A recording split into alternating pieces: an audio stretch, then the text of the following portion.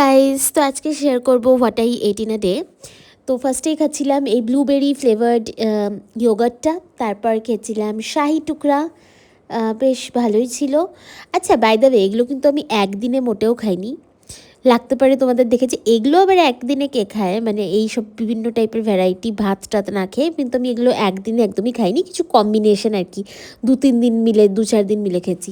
তো এগুলো হলো বিভিন্ন টাইপের লাস্সি, একটা ম্যাঙ্গো লাস্সি, একটা বাটার মিল্ক, আলাদা আলাদা কোম্পানির, আর যেগুলো মানে জেপ্টো থেকেই অর্ডার করেছিলাম।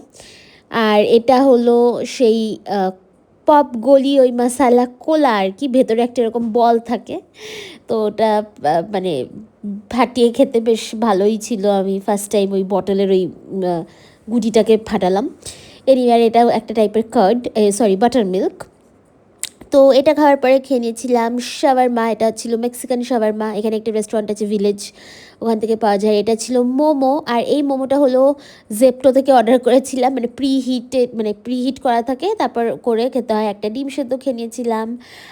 আর তারপরে এটা হলো নাগার্জুনাতে খেতে গেছিলাম পুরো মিল, খুবই টেস্টি, যেটা কি প্রচণ্ড টেস্টি, সব কটা আইটেম, সাথে চিকেন 65, আর সাথে এন্ডিং ছিল পাস্তা দিয়ে, হোমমেড পাস্তা।